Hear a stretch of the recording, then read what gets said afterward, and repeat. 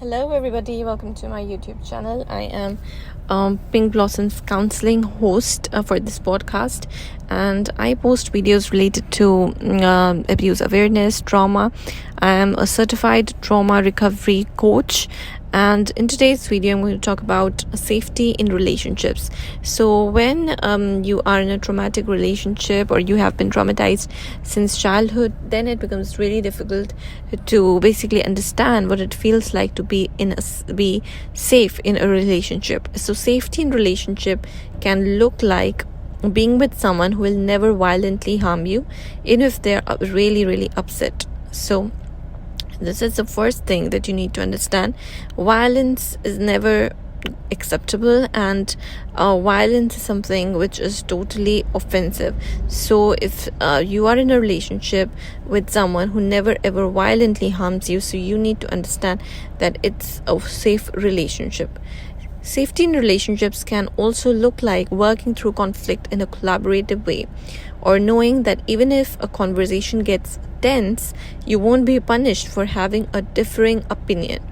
So, both the partners, they need to work as a team together instead of being each other's enemies and pushing each other down and pushing each other's buttons. So this is very important, that even if there's a difference of opinion or disagreement, still, when the conversation gets really intense and conflictual, even then you need to see it in a collaborative way, and you won't get punished. So that is what is being in a safe relationship like.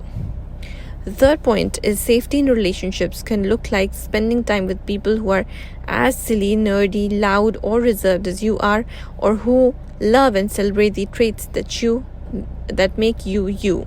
You can have, each one of us have different characteristics. We can be humorous, we can be nerdy, we can be silly sometimes, we can be reserved.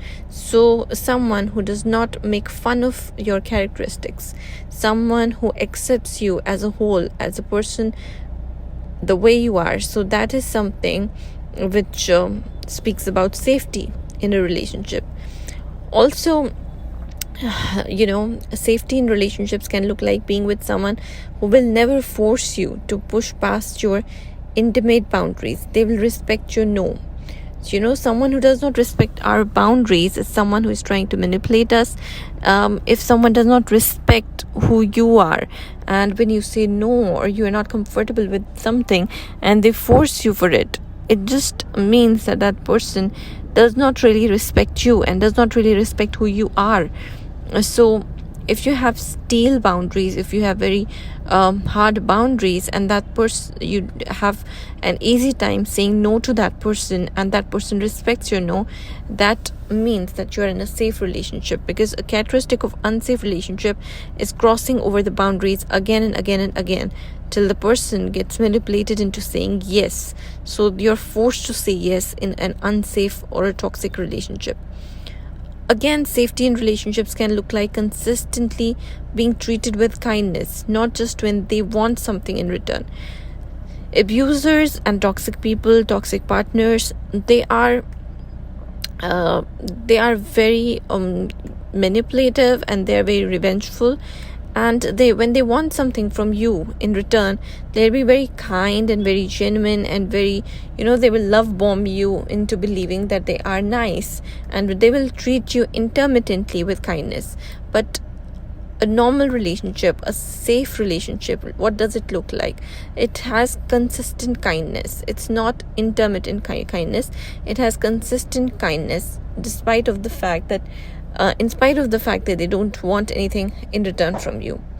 Again, safety in relationships can feel like caring presence when you're struggling, when you're having a bad mood, when you are having a bad time, when you are struggling, when you have, a challenging experience in life, and you have such life circumstances or life events which are very challenging. For example, you failed in an exam or something. When you're struggling with life, basically, they have a caring presence.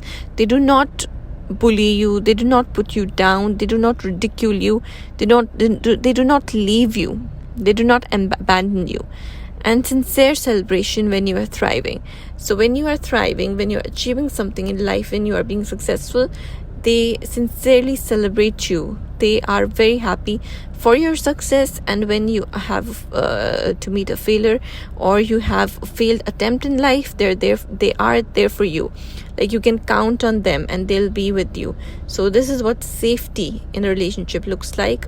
It means a caring presence. Again, safety in relationships can look like being loved for who you are, not the things you do or the image you present.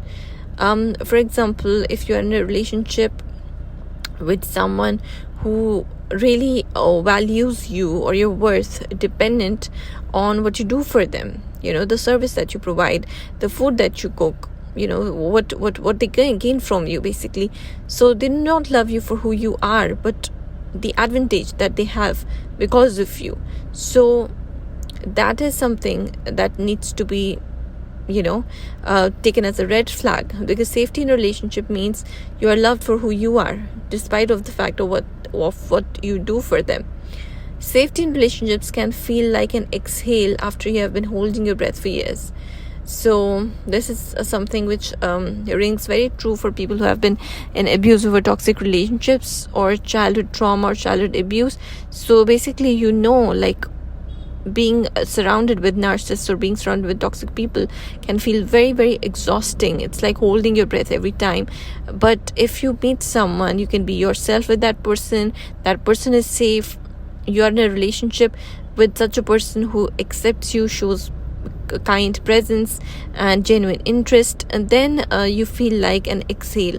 So this has been very accurately described as an exhale after you have been holding your breath for years.